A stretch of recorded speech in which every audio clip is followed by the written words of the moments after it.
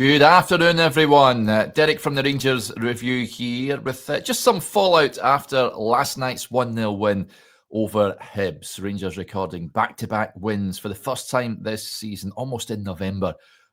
Really is quite something, but it was a real gritty, dogged performance from the team last night. Ugly at times, but they got the job done, thanks largely down to a sensational strike from Danilo, a left-footed strike from the edge of the area in the first half early on, and then a brilliant Jack Butland save to deny Jamie McGrath in the dying embers of the game. So Rangers record the 1-0 win, and they'll head into Sunday's League Cup semi-final with Celtic at Hampden with confidence. One man who certainly impressed last night is this man here, Connor Barron.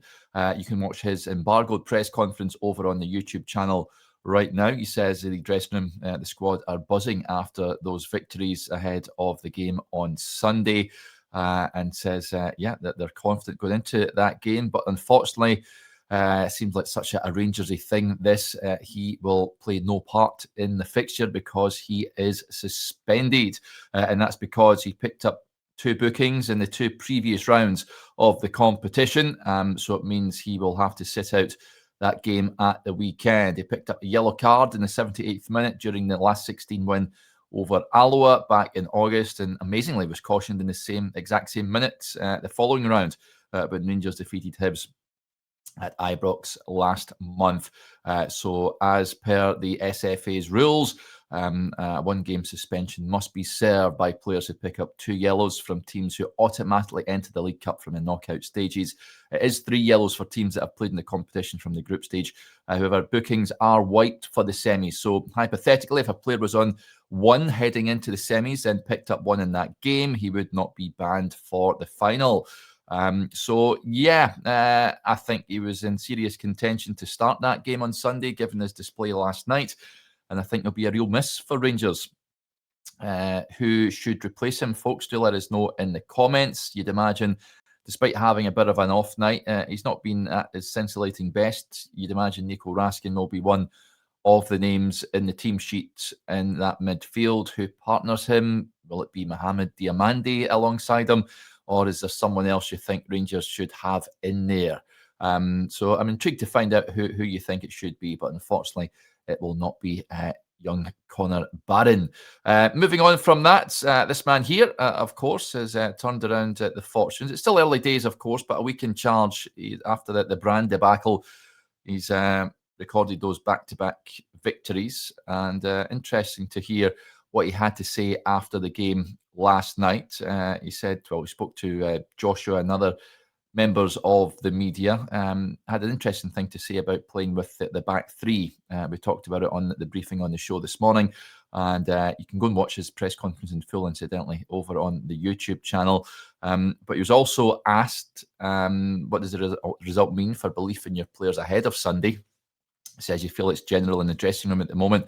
They understand as well that we need this spirit to win games. It was a big part for me when I arrived to give them exactly the way. But of course, you can speak as a manager on the pitch to other players. What I really liked was at the end of the game, when you see now our supporters and the players come closer and they recognise what we are doing. I think this is a great spirit to feel this after 1 week.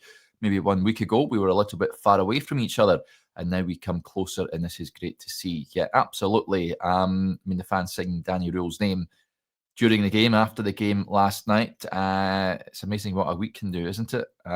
He certainly has brought the fan base closer to the team on the park, and I think that's largely down to what they're witnessing on the park. He's certainly got the team more structured and more organised at this moment in time.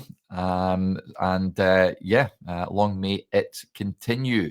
Now, speaking about Rohl, former Gers hero Mark Hateley has given his opinion on it. He's told the football betting site Bet Right, says in the first few games since Danny Rohl took charge of Rangers, you could see the instant difference he's had on the team since taking over from Russell Martin.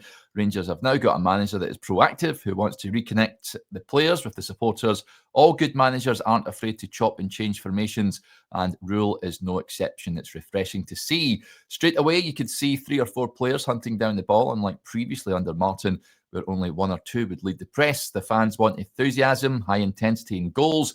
When was the last time Rangers scored 3 goals at Ibrox? We're seeing exactly how Rohl wants to play, and his philosophy, hopefully that with the firm backing of the recruitment team and the board, Rangers will be back moving in the right direction under Rohl. So, that is what Big Mark had to say about the German in charge of Rangers. And motoring along nicely at this point in time. As I mentioned, still early days. Huge game coming up on Sunday.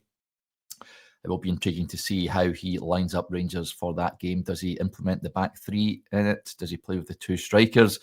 Certainly, when the team selection was announced last night, 5 changes, that had us a lot of us scratching our heads because there was some notable omissions in there, but it paid dividends. And it will be intriguing to see who he entrusts to start the game on Sunday. I certainly think it's a game that Rangers should have no fear heading into. They've got a good record recently against Celtic, who have had a very turbulent season themselves. It will be just incredible what's happened across the city. It'll be weird seeing Martin O'Neill in the dugout come Sunday. But let's hope that Danny Rohl can get the better of him and lead Rangers into a League Cup final. Right, that will do us there. Just a heads up what is to come tomorrow. Chris will join me on the briefing at 9:30 as ever. It's also press conference day tomorrow, so we will hear from the Rangers head coach at around 1:25. We'll also hear from whatever player is put up for the press around 1:15. That's press conference with the player embargoed until noon on Saturday. So that will be released to everyone at the weekend, but we'll get to hear what Danny Rohl has to say, who's in and who's out of that game just before 1:30 tomorrow. Right, enjoy your Thursday, whatever you're up to, folks, and we'll chat again soon. Bye for now.